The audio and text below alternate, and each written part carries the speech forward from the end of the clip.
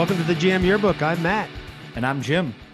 We're here to take you on a journey through the years as we explore the music in our lifetime and the impact it's had on us and the world we've lived in. Welcome to version 1992. Oh my God. Jim, look at this year. It's so big and round. What a perfect year to get out of the tailspin brought on by the latest 2000s we've covered. Hey, Matt, I'm too sexy for this show. Oh, I am not speaking to that. Confidence is a good thing, Jim. I'm proud of you. I'm happy for you. But I will say the music of 1992 is damn hot. Yeah, it is. Yeah, it is. Each week, though, the Reaper gives us people to mourn and celebrate. There weren't too many household names that people would really connect to, except one. How many people were tuned into or held hostage by their family and forced to endure the Lawrence Welk Show? Perhaps only when Hee Haw wasn't on. Yeah. As much as I thought I disliked it, I kind of now have fond memories of my childhood and watching the Lawrence Welk Show at my grandparents' house on a Saturday night. They only got 2 channels, and it was better than whatever else was on. I probably gained my appreciation for big band music from Lawrence Welk. And how can we forget his theme song, Always Blowing Bubbles? Didn't Michael Jackson have a chimpanzee named Bubbles? Yeah, I remember that joke from junior high. Blowing bubbles under the bridge. Yeah, let's leave that right there, though. Okay. Those were the days, man. Just like Edith and Archie in front of the piano. Good old TV antennas, right? I think at one point, though, in Newport, we had 12 channels, but 4 were from Canada and 2 of those were French. Yeah, I moved up from South Reigate, Vermont. So just imagine where you are living in Vermont if their town's called Reigate. And Newport was a metropolis to me with those 12 channels. It was amazing. We had a downtown. Yeah, we did. We have once again changed up how we're going to present the show this week. We agreed 1992 was full of albums we were listening to with great songs on them. So instead of just weaving through them all or waiting until the end, we're going to talk about the album we're listening to and then tell you the song we're going to add to the playlist. That work for you, Matt? That is awesome. I love that. Yeah. But before we begin, what are your memories of 1992? What was that year like for you? Well, so 1992 was starting to see some changes in my life that would last a few years. What was initially going to be a year off from going to college and, try and decide what I wanted to do, that turned into 2 or 3. I had decided to finally get off my ass and go to college. I was working and taking a couple classes to get them out of the way. And then I got a visit at the restaurant I was working at. A mutual friend of ours said they needed a bass player. And I said, yeah, sure. I show up to jam and guess who's there? My good old friend, Jim Bowen. It's amazing how our friendship is just weaves in and out like that. Yeah, it is really cool. I don't know if I had anything to do with asking you to come jam with us, if I said anything to Greg ahead of time. I just think Greg said he needed a bass player and he knew one. He was an ambitious young guy and he's a great drummer. Oh yeah, definitely. And he was one of those guys that was intent on putting a band together. I'd just come home from a year at college. I'd gotten dumped, dropped out of a big stage musical production, and I needed an outlet. It was great. Oh, and it couldn't have come at a better time for me. It was a time when playing music wasn't in my life.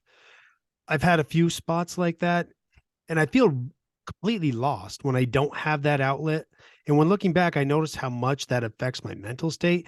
I've had a ton of hobbies and interests over the years, but music has and will always be the one thing that I return to. I'm sure you're in the same boat. Mhm. I've been playing some kind of instrument ever since I can remember, from the annoying recorder every parent dreads, trumpet, then guitar. I'm still playing the same bass I got when I was 13. I still have others, but that's still the one that my hand knows the best. Uh-huh. And not to go on and romanticize it, but after doing something for so long, it's part of you. And in 92, I fell in love with it all over again. Part of that was you being there. I knew you well, and it meant I didn't have to sing for one, but it's always comforting to have somebody amid, a group of, virtual strangers.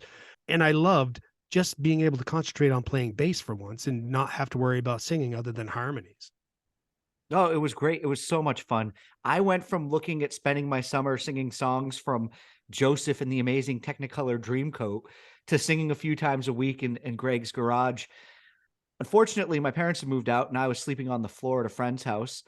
I hated leaving town and the good times we were having because it was cool to hook back up with you and to play music. But I moved in with my folks to get myself back on my feet. And in case anybody wonders, we were called the Tripping Andersons. I have no clue where that name came from. I Me think it probably either. it came I out of a think hat or we were something. drunk from the We Del must have Bar one been. night. Should we admit that we played Achy Breaky Heart, Matt, right That's here? that. Stop right there. We'll leave it at that. Never bring it up again. Except the party we played, I have to admit that song probably got the biggest reaction, not just once, but twice. And really, though, what's more embarrassing, the old BRC or Ugly Kid Joe's Everything About You? Hey, if you were forced to listen to one of those right now, I guarantee you are not going with Billy Ray Cyrus. You're goddamn right. I'll even listen to Yeah. that Cats in the Cradle remake. Oh But my head. oh geez, yeah. But at least we played the Doors and some Hendrix. I think we Mhm. also did the Lemonheads cover of Mrs. Robinson. I'm a little fuzzy if that is a 92 or a 93, but I certainly remember doing it with that We- band. Yeah, we might have done that. I don't remember everything we did. We did a lot of classic stuff as well. We played some White Lion and some Oh my God. Yeah. Oh wait, yeah, Radar Love. Yeah. yeah, their version of that.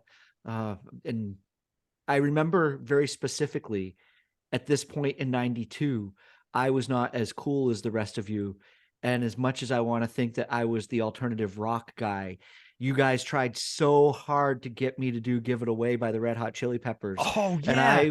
I was just like, what is that shit? I don't know what this is. Oh shit, I You forgot all know? about that. Yeah. So and I look back and retrospectively, and I'm like, I would have loved performing that because you and Greg used to jam it out all the time. And it would have Yeah, been a that lot was of fun. fun. That was fun. But yeah, you were in a different headspace. That's all. But I but after was. after that party we played, the band just kind of stopped. But actually, it was more like, where the fuck did Jim go? you know, Did I ever say goodbye? Did I, maybe we talked about it, but me being my usual self, I couldn't pay attention long enough for it to register. But I was in college not too far away, and I still came back on weekends to work and jam with a newly tuned up version of that band. One of the guys found an old schoolhouse where we would go to and just jam and party until we couldn't anymore. He was a huge part of waking up the part of me that loved exploring music. I was in one of my ruts that you get into living in a small town and you don't have the outlets that you do now to explore and yep. discover new things. Everyone listening knows I can name check with the best of them. It doesn't matter if it's a random band with one hit song or even just some obscure thing. I'll just name it out just to prove I know the band. I'll try and keep it to a minimum this week though. Okay. One of the other things is I doubt that people, but anyway, that's why I did the 10 songs. Liar. You Yeah. called me a liar. But the other thing I think that was cool about that as it continued on is I had a childhood friend, Matt, who also wound up in that band with you. So you and I That's played right. together. We'd known each other for years, but then I left town and my childhood friend, Matt, came and joined. Yeah. Yep. And yeah, And one of the guys that I had always been in bands with came in and joined us. yeah. Mark. Yep. That's just crazy Yeah. how that all worked out. But it was cool. I remember coming up to see you guys play in the town hall at one point, and it was a lot of fun to see you guys play. Your name was Parental Advisory. Oh yeah, exactly. Because you could Yeah. just go buy t-shirts. Yeah. It was perfect. It was Exactly. great. You could just go to Spencer's, buy the t-shirt, and it was already free advertisement. All right. So what were you listening to? We leaned into a lot of music I never had the chance to before. We played a lot of songs off Megadeth's Countdown to Extinction. Even if no one was singing, they came out with something that got the attention of a wider audience, and it was much more melodic. These songs were just so damn fun to play. The highlight for me, though, both listening and playing, so it's going on a playlist, was Symphony of Destruction. There it is. The first song for the playlist. There we go. The first one is checked off. Megadeth. That's a great damn album. Yeah. We also played about half the Rage Against the Machine and Alice in Chains albums. It was just nonstop. If it was loud, we were going to play it. Those are great. I was really into Rage as well, and I brought a song of theirs from the 1992 debut album to the metal show we did with Sandy. But we have to keep mentioning them because that was an awesome album. Yeah, it was. It's kind of odd. You'd think I'd have heavier stuff to add to the playlist, but I was experiencing a lot of soul searching in 1992. Jeffrey Gaines was a favorite of mine. He was best known for his acoustic cover of In Your Eyes. It was a live version. It was all over the radio at one point. I went to see him at Bennington College, and after the show, he walked off the stage. I was sitting in the front row. He walked right up to me and asked me for my shirt. I was wearing a t-shirt that had one of the Vermont Euro logos on it, Oh, which yep. was kind of cool. And I was like, oh, well, I wasn't going to take the shirt off my back for him right there. So I said, why don't I hang around after everyone leaves? My friends, the two guys from Cinderblock Baby, Tim and Jeremy, were with me. And sure enough, everyone filed out of the auditorium, and me and those guys hung back. About 3 minutes later, Jeffrey came out from behind the curtain, and he took us backstage. He put his address and his phone number, and I had a little phone book that I always carried around for gigs and things like that in there, which was a treasure of mine. Look, Jeffrey Gaines wrote his phone number and address in here. Never called him. I'm not an asshole. Do it now. Yeah, I should. He even played his song "Love Disappears" for us on a baby grand piano backstage. Oh, cool. I mentioned to him that he didn't play it during the show, and he said, well, he was saving it in case the string broke, and that's why the piano was there.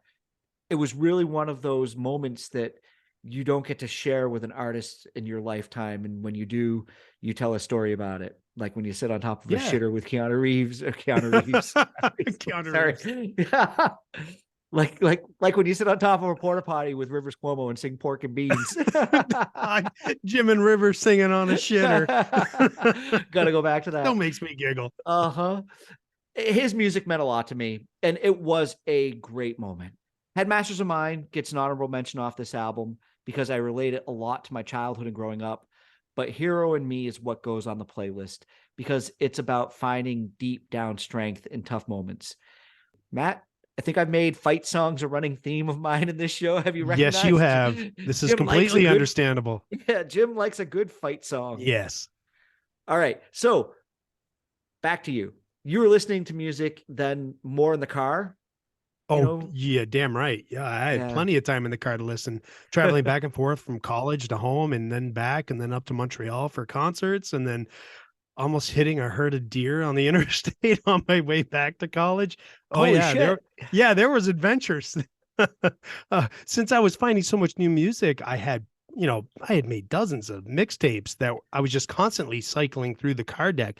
Many of the songs I'm adding are getting pulled from those mixtapes that I had made.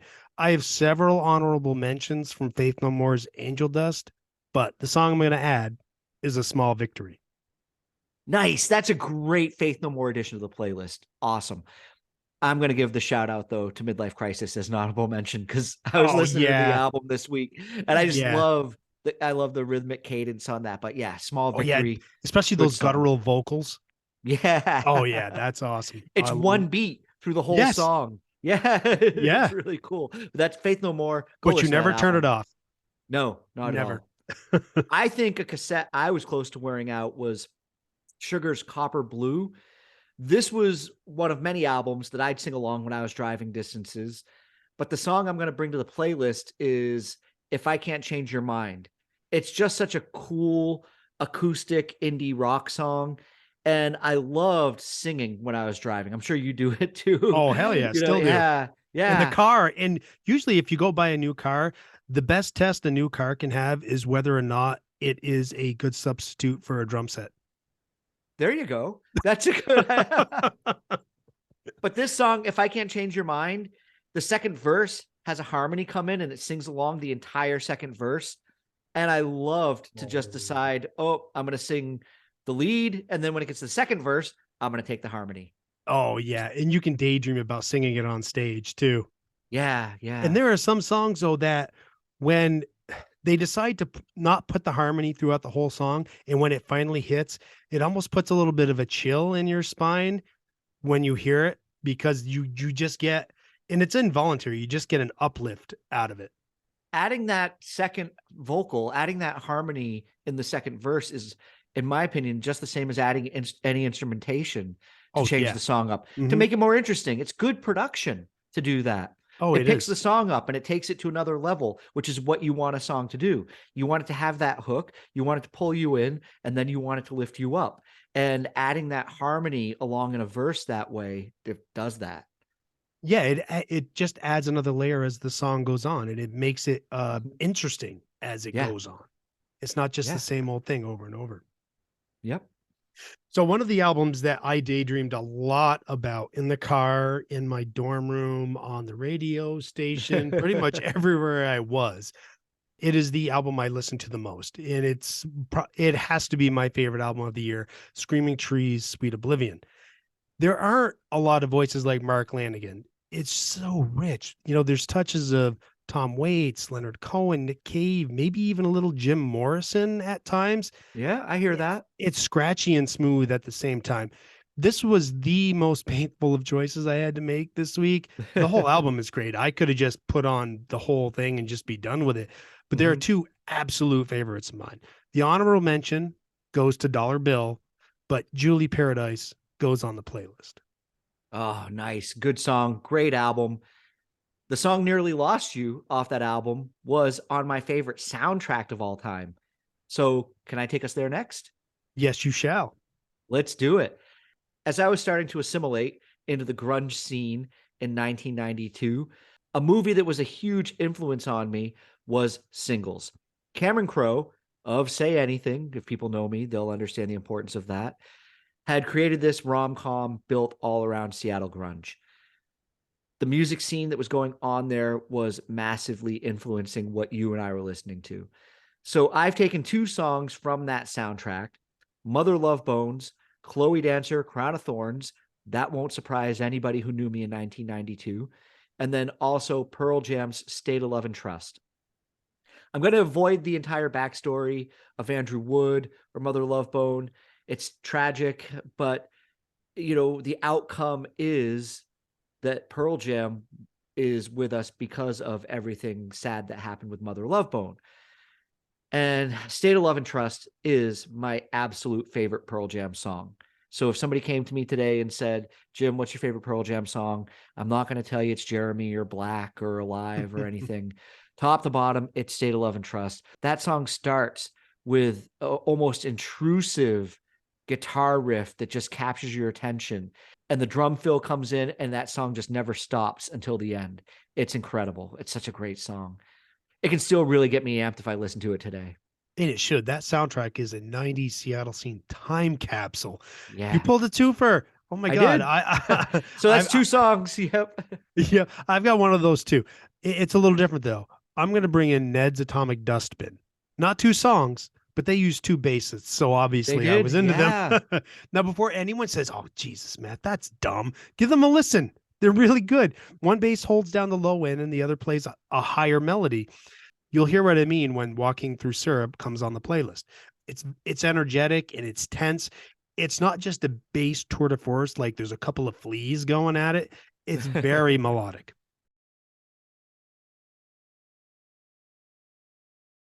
And just to keep pace, there's a band I wish could have gotten as big as their sound. For a three-piece, King's X made a lot of noise. Ty Yeah. Tabor's guitar sound, at times, it has a bite very similar to Brian May, and Doug Pinnick's dirty bass sound. It's just as sharp. Black Flag is the song I'm adding to the playlist. It deserves to be overplayed on the radio. It may be the only chance I get to bring King's X to the playlist. Previously, the competition's just been too good for them to make the cut. But those are two really cool bands that you brought to the playlist, and worth the twofer. Absolutely. I am going to say, though, mine both came from the same album, although they're different artists, and it was a True. soundtrack. So that's fair. But I could have gotten a hat trick out of that album. So I would honorable mention would go to Drown by the Smashing Pumpkins. It actually hurts to leave it off this list, but I've got other directions I have to go in. Yes, you do. Yeah. And what is that direction, Jim? Take us Well, there now. I'm taking you. And I'm going to go with REM. They had a massive album, Automatic for the People, that came out in 1992. Who couldn't help but drop everything and be hypnotized by the Everybody Hurts video? It's like the world stopped when that music video came on the Oh, first yeah. couple of times. Definitely. And you just Oh, sat there that watching was these hot. people in their cars. Yeah. Reading, all their thoughts as they were sitting there. The good days, the bad days, the hateful thoughts, the happy thoughts. But the song that I'm going to take from the album isn't Everybody Hurts. Instead, it is Night Swimming. Night Swimming is such a gorgeous song. Its sound encompasses everything, in my opinion, that is REM and that they could do perfectly.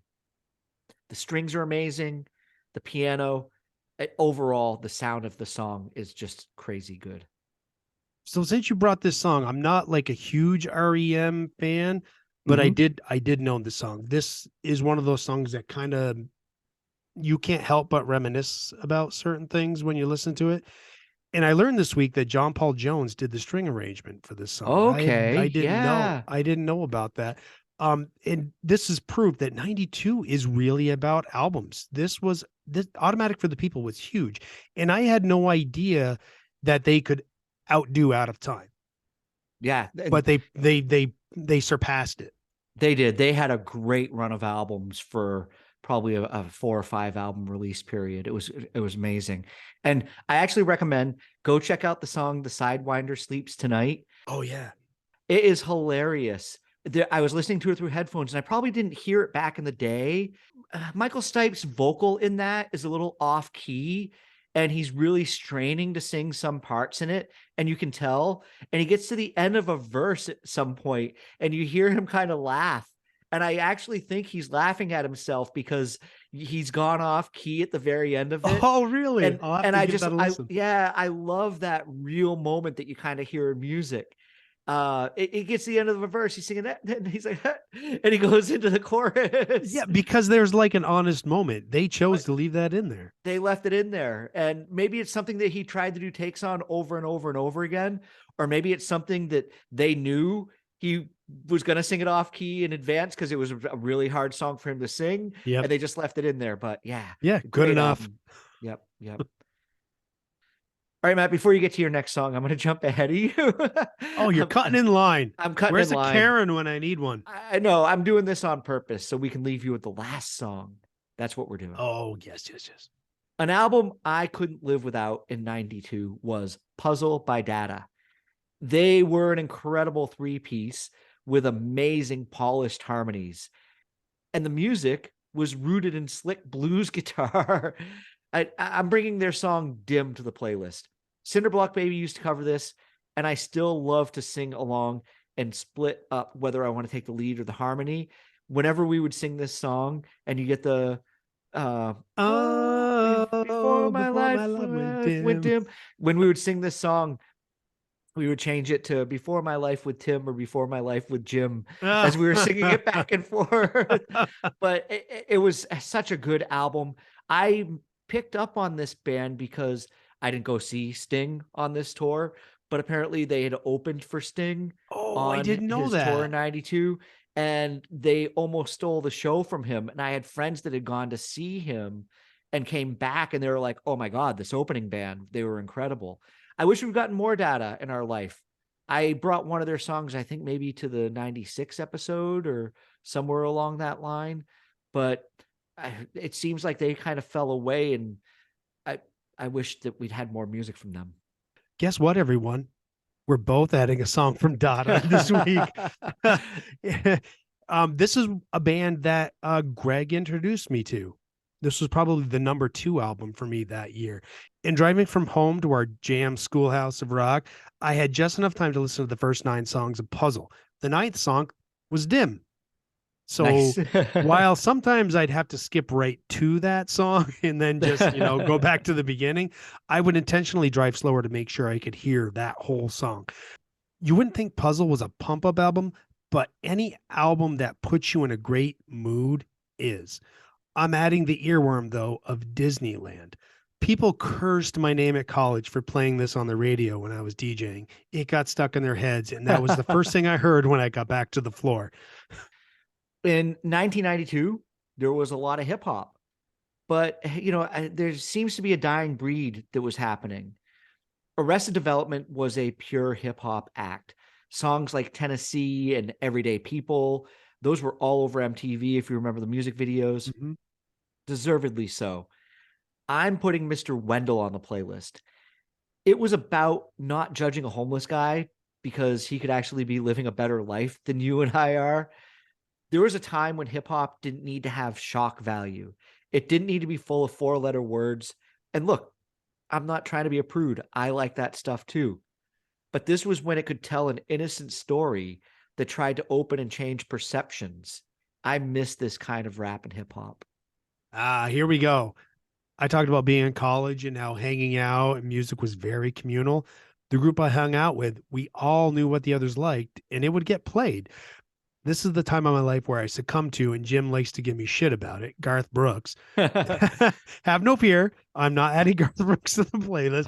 Thank It's not, goodness. yeah, you're not alone there. It's not something that stayed with me, but more of a product of many great times with friends. I only bring it up because, well, it happened. Yeah, it does. There- That does there's happen. Yeah. Yep.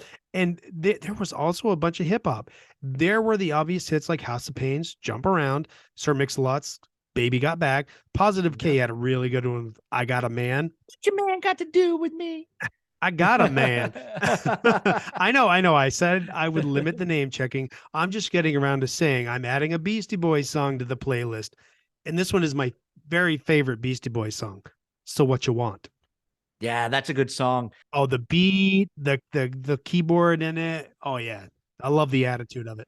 Check Your Head was a really cool album because Yeah, it was. they actually took over a lot of the instrumentation on that instead of using DJs.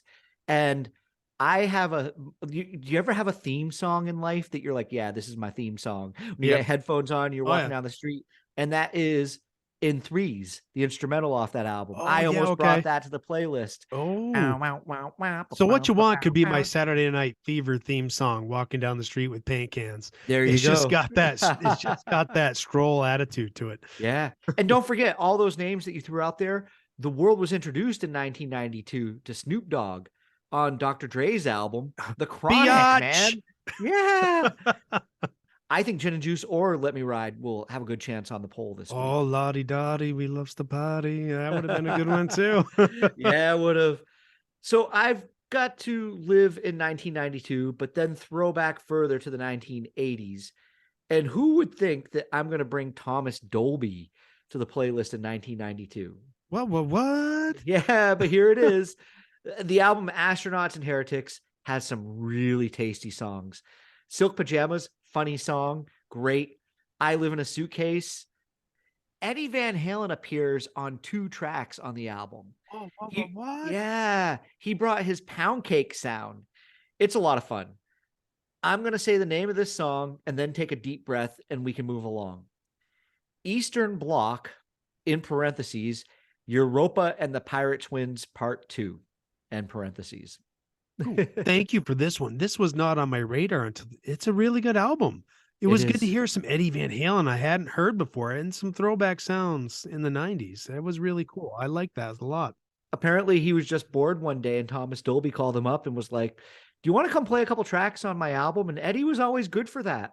He didn't care. He didn't want credit. He just would show up and play for people.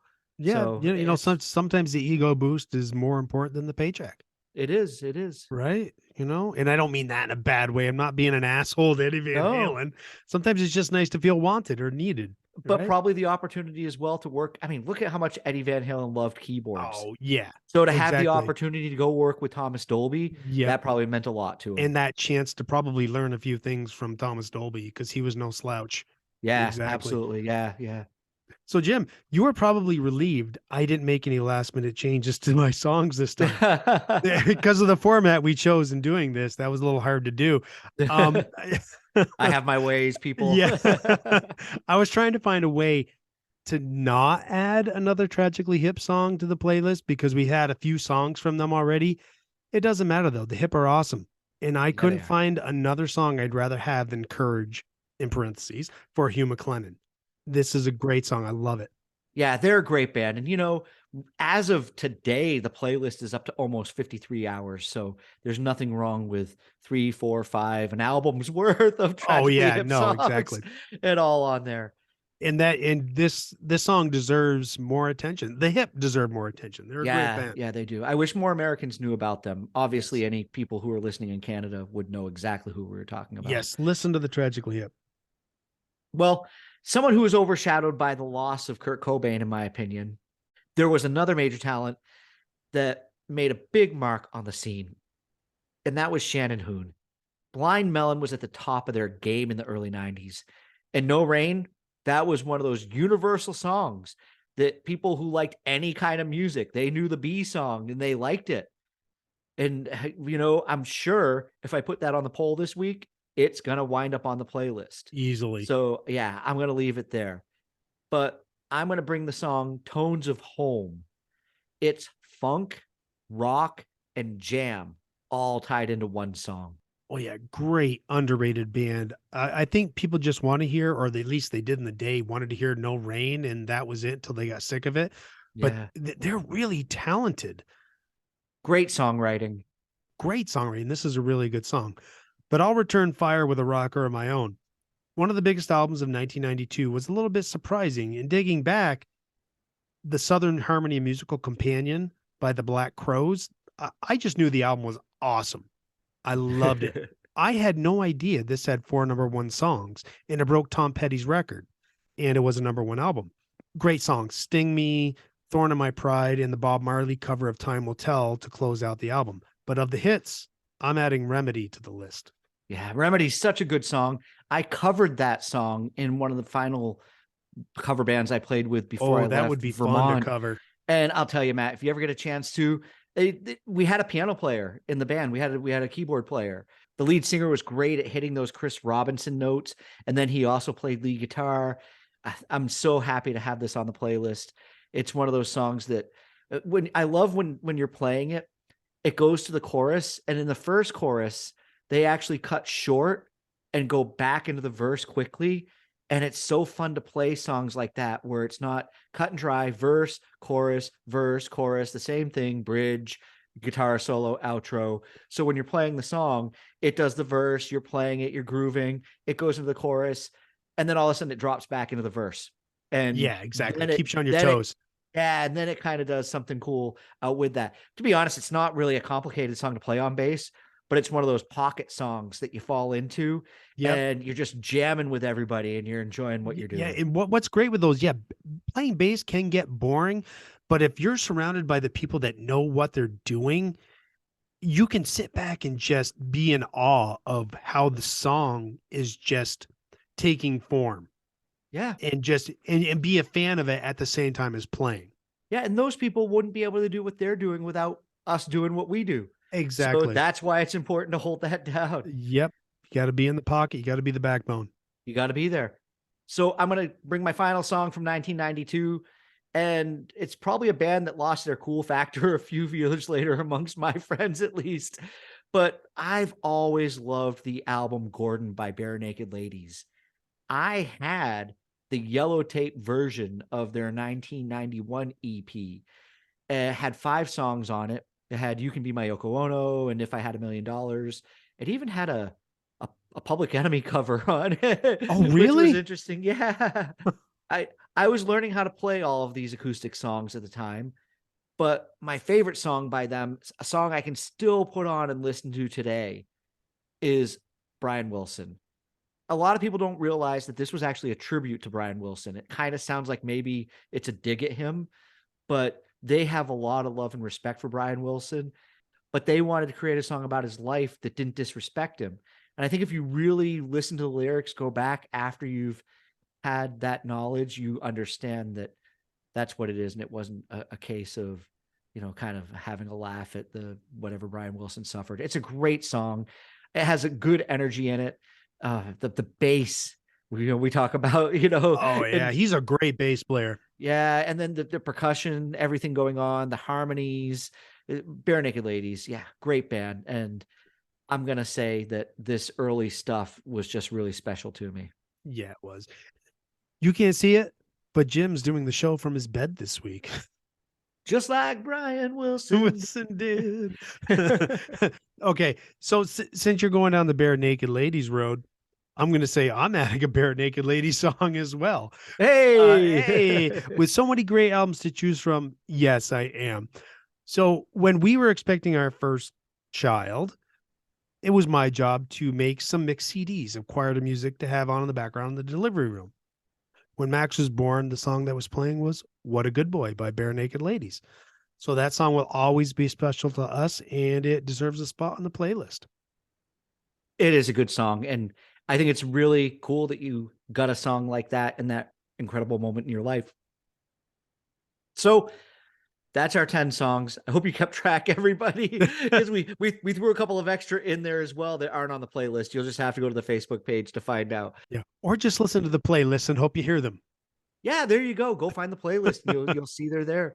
At the start of the show, you said you weren't just going to name check. And I like how we delivered the playlist this week. I did pretty good though, right? You did a great job.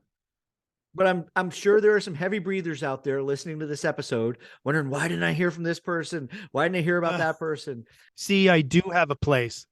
So I'm going to give some honorable mentions for 1992. Any of these could have made the playlist. Stereophonics Connected. I did have En Vogue on the playlist at one time. Free Your Mind, Never Gonna Get It. Come on, the breakdown in Never Gonna Get It is incredible. Oh yeah. They are the original Destiny's Child. We didn't need Destiny's Child. En Vogue should have kept going. House of Pain, Cracker, Gin Blossoms. Come on. Hey, Jealousy. How many times did you sing that song in your car? Too many times. Stone Temple Pilots. I almost lost my voice singing along to that album this week. How did we not have a song off Core this week? Sex Type Thing was like right on the tip of my brain to put on. I think maybe Plush could make the playlist. Oh, that should make a poll easily. Yeah, it should. Easily. We had Soup Dragons, Divine Thing, Helmet, Pantera, Walk is an awesome song. We've already covered Melissa Etheridge, but you brought up En Vogue, so I will follow that up with Salt and Pepper, Shoop. Yeah, that was also great. That was huge. And I remember hearing it all the time. These aren't things that I owned, but it was always on the radio, or, at that time in our life, MTV was still kind of big and music videos were still on. I think the only reality show that was on was The Real World in 92. Oh my God. So, yeah. And Road Rules. Oh yeah. And Beavis and Butthead, but that wasn't reality.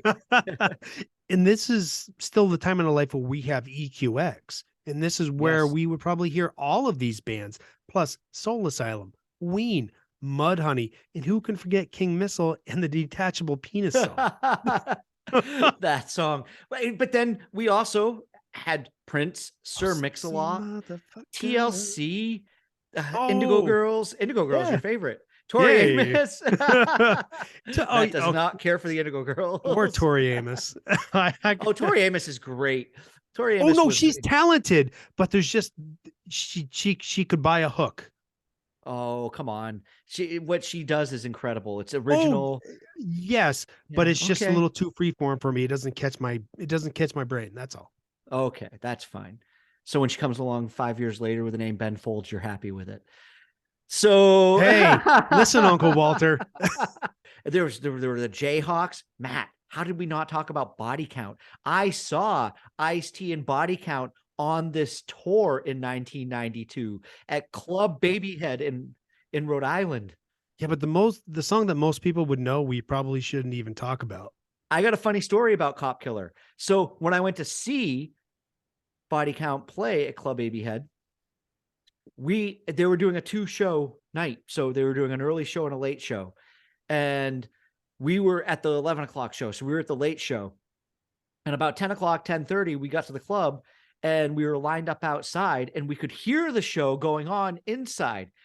And we heard Ice-T say at the very end, as they were starting to play Cop Killer, "Oh, I got told if I played this song tonight that I was going to get hauled off stage in cuffs. They were going to arrest me, but I'm going to play this." And then they went in and they played Cop Killer. And then everybody filed out. And then we went in and then he gave the same speech over again when we were there about how he was going to get arrested for playing it. But there was also the Mighty Mighty Boss Tones. Where Did You Go? What a great song. Delamitri, The Last to Know. Mary J. Blige. Mary J. I love Mary J. Blige. And this is where she fell onto the scene. And then we can't forget Ice Cube. Today Was a Good Day. It was a great album. Today was a good day. Yes. Yeah. But here's something that'll probably surprise you. Or maybe not. But how did we forget Def Leppard's Let's Get Rocked came out in 1992? Somehow it found its place in there. I still remember liking it.